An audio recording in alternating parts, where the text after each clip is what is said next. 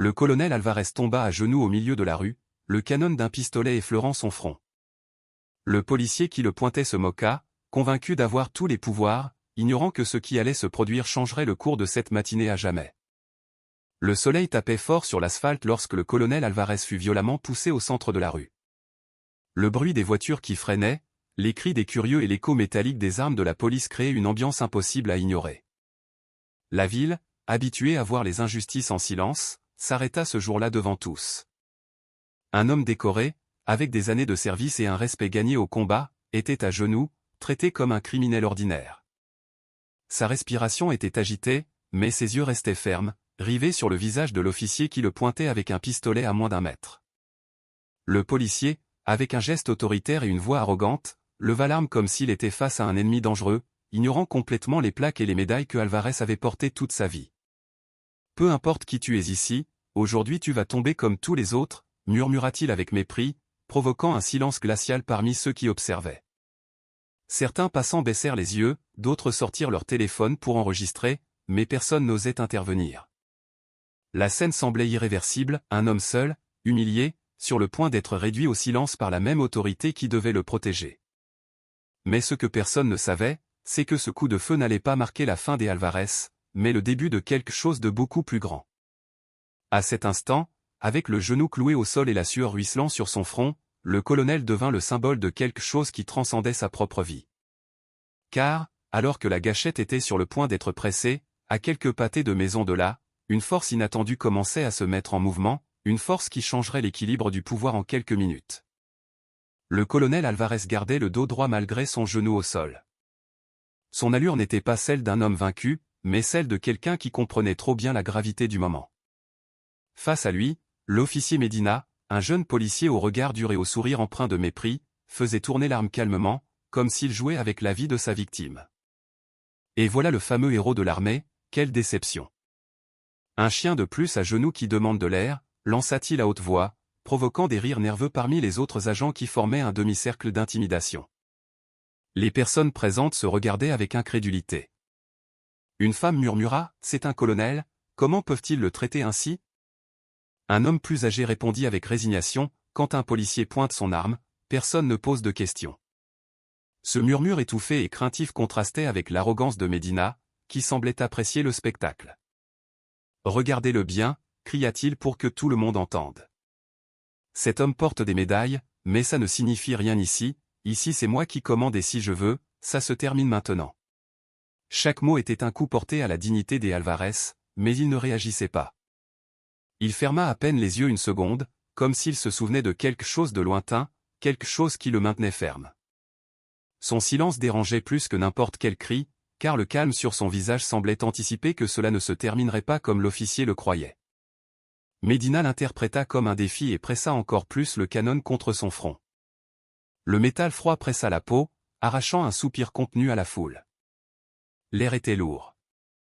Personne ne savait si, dans la seconde suivante, un coup de feu ou un cri allait retentir. Les policiers autour de lui commençaient à s'impatienter, bougeant nerveusement, comme s'ils attendaient l'ordre final, mais au milieu de cette tension insupportable, une vibration différente commença à se répandre dans la rue.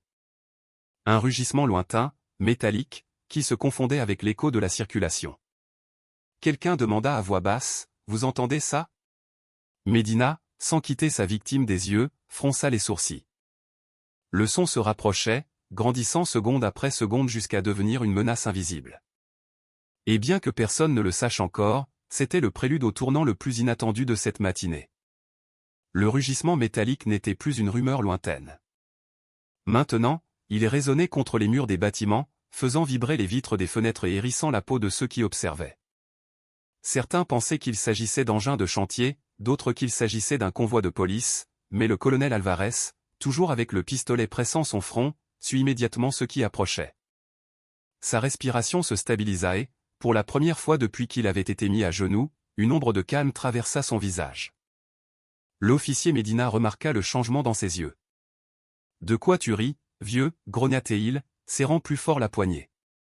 Alvarez ne répondit pas. Ce silence déconcerta l'agresseur et provoqua un murmure dans la foule, comme si tous s'attendaient à ce que quelque chose se produise. Alors, le bruit devint incomparable, des bottes marchant à l'unisson, des douzaines de pas résonnant comme un tambour de guerre sur l'asphalte. Un des curieux s'exclama, « Ce sont des soldats !» La phrase traversa l'air comme un éclair. Medina tourna la tête vers le coin et ce qu'il vit fit vaciller sa sécurité. Depuis l'avenue principale, une colonne d'hommes en uniforme apparaissait avec une discipline féroce, formant une ligne qui semblait interminable, 8, 10, 20 et derrière eux d'autres rangées. En quelques secondes, ils étaient plus de 80 hommes avançant, tous armés, tous avec le regard fixé sur la scène qu'ils avaient devant eux.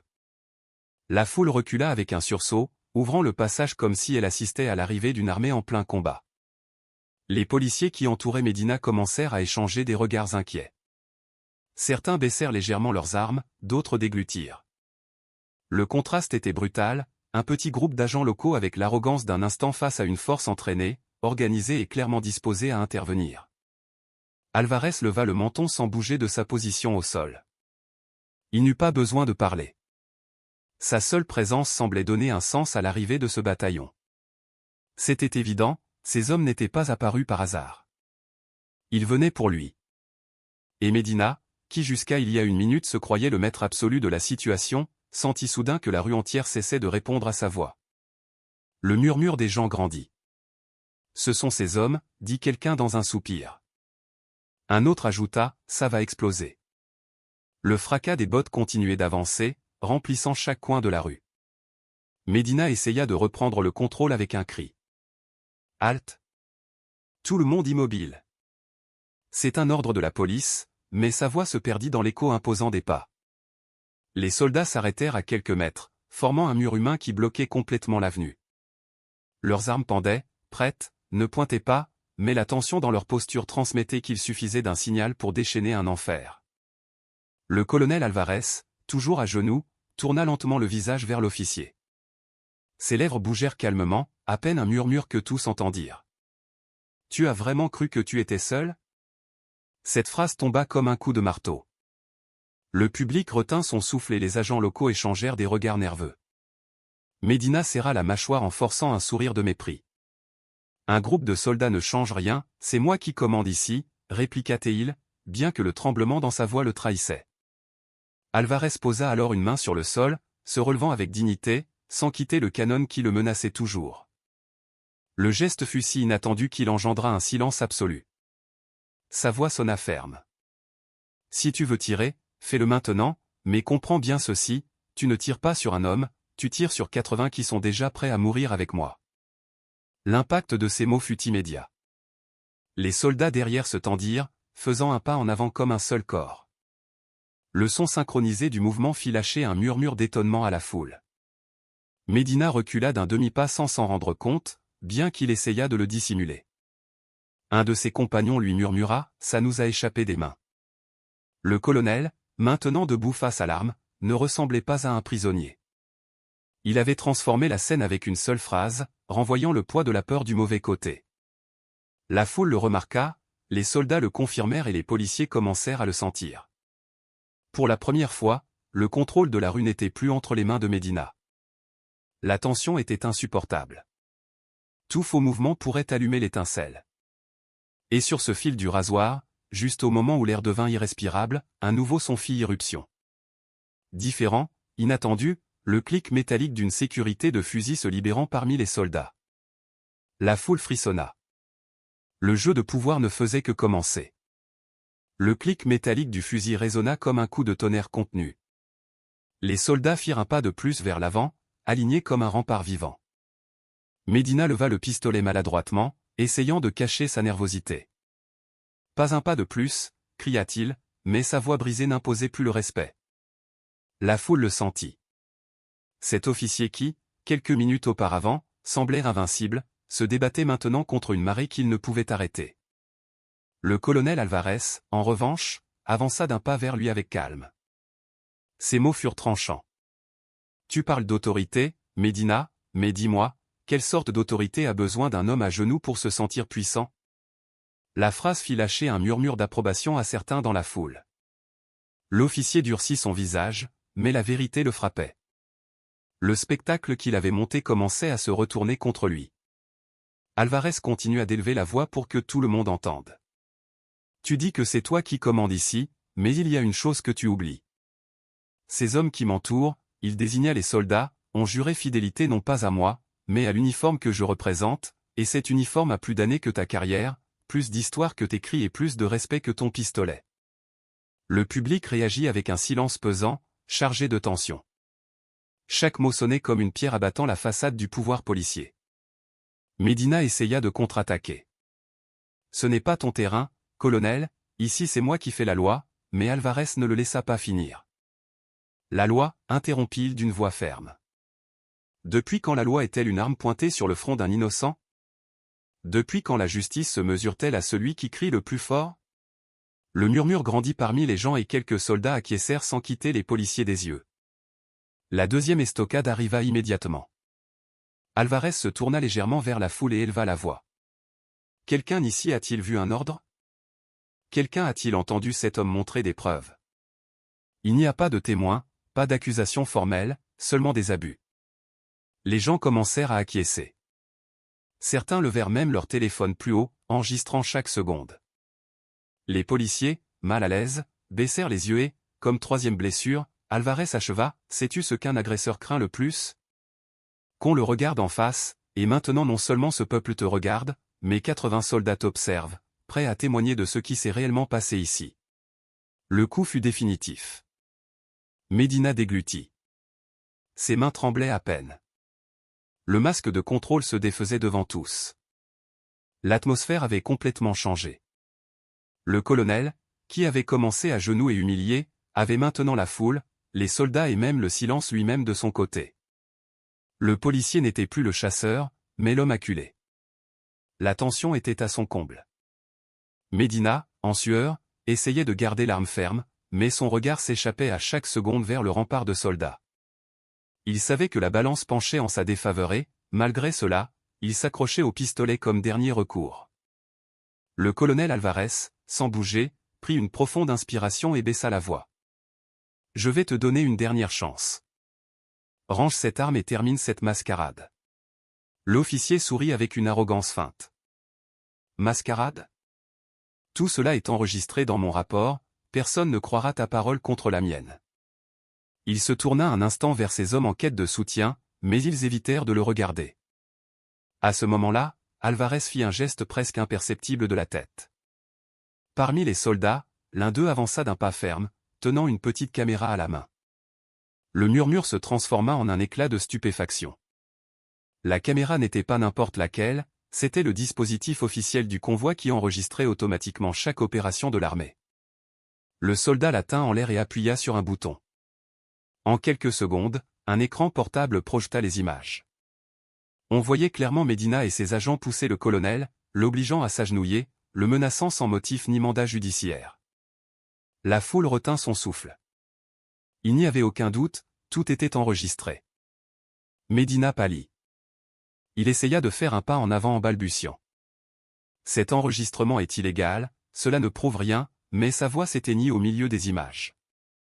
L'écran montrait également comment l'un des policiers tirait au sol, simulant une résistance du colonel, une manipulation grossière qui était maintenant exposée devant tous. « Est-ce ton rapport ?» demanda Alvarez avec ironie en pointant l'enregistrement. « C'est ainsi que tu manipules la loi, en créant des scénarios pour justifier tes abus. » La foule réagit avec des cris contenus. C'est vrai, ils ont tout enregistré. Les téléphones portables se levèrent, retransmettant en direct la révélation. L'officier essaya de s'approcher de la caméra, mais 2 soldats lui bloquèrent le passage. Le désespoir le consumait. L'homme qui, auparavant, souriait avec arrogance avait maintenant la bouche sèche et les mains tremblantes.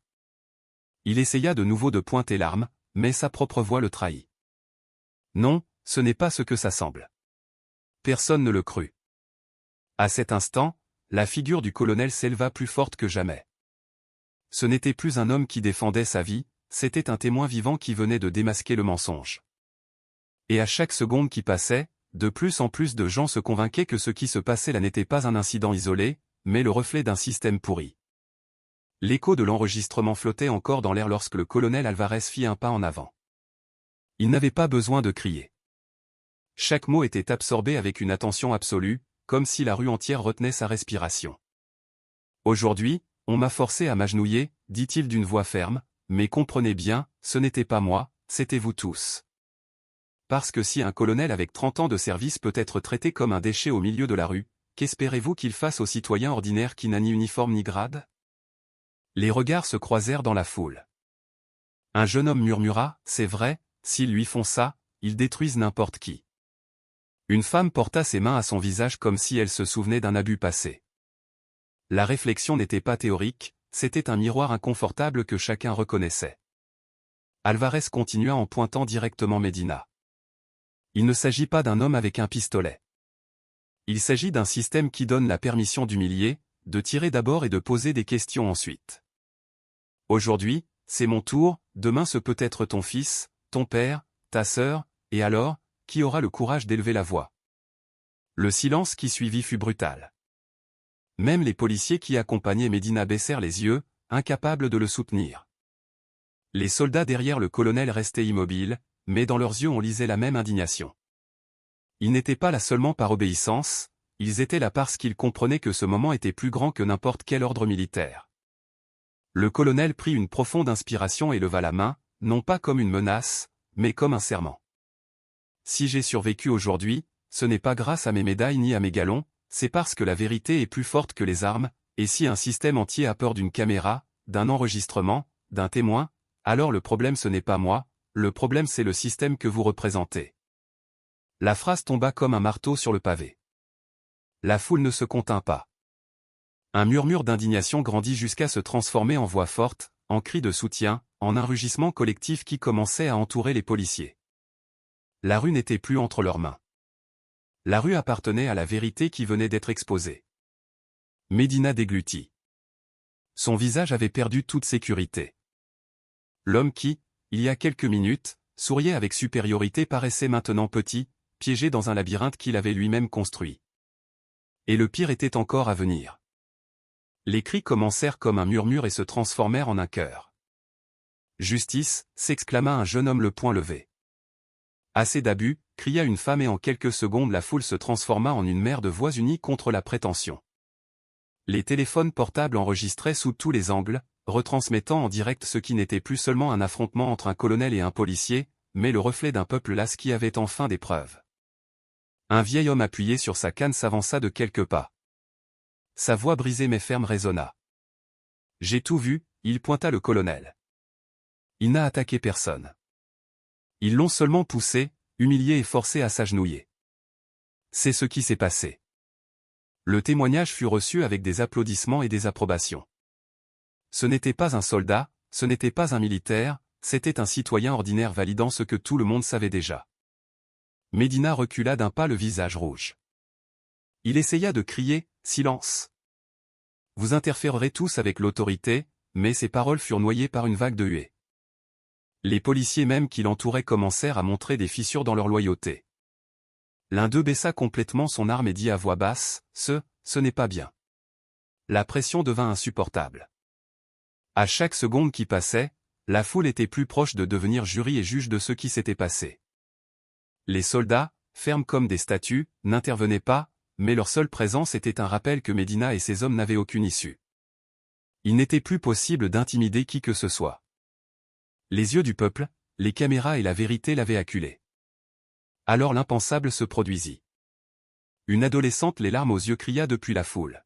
« Cet homme a sauvé mon père à la frontière. Je l'ai vu. J'étais là. » Tous se tournèrent vers elle.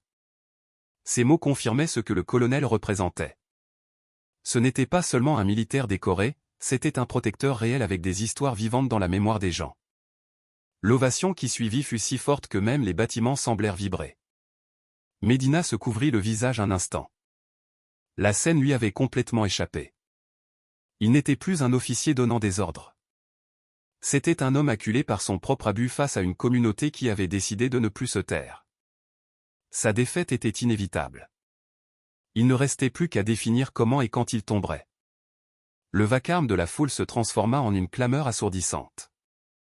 Les policiers locaux, qui formaient auparavant un cordon d'intimidation, semblaient maintenant désorientés, certains baissant leurs armes, d'autres regardant le sol incapables de soutenir la honte.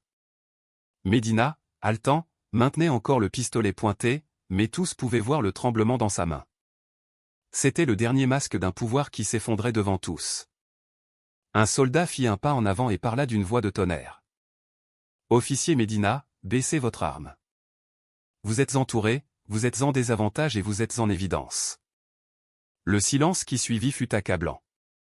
La foule, expectative, retint sa respiration. Medina regarda autour de lui, 80 fusils préparés, des dizaines de téléphones portables enregistrant, une foule enragée exigeant justice. Il était piégé.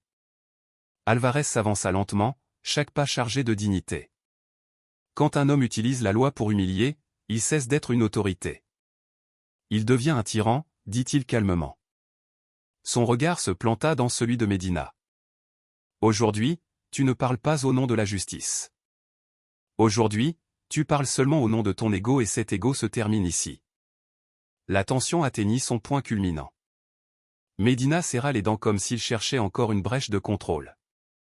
Il leva son arme une dernière fois, la pointant directement sur le colonel. Le monde sembla s'arrêter. Le bruit de la ville disparut. Il ne resta que le pouls accéléré de ceux qui assistaient à la scène. Et alors, l'inattendu, l'un de ses propres policiers fit un pas en avant et d'une voix ferme s'exclama « Baissez votre arme, Medina. C'est fini. » L'officier se tourna avec incrédulité, voyant comment son propre compagnon le trahissait.